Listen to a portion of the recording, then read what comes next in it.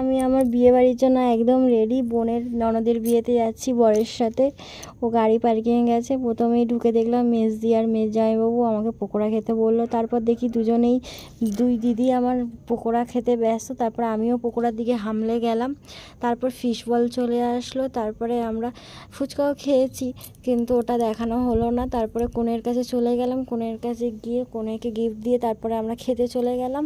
আমি আর আমার বর একটু সেলফি ভিডিও করছিলাম। তারপরে চলে আসলো নান আর চানা। তারপরে চলে আসলো রাইস, প্লেন রাইস আর দই কাতলা আর চিকেন কষা। একদমই ভালো হয়নি চিকেন কষা, নিয়েছি।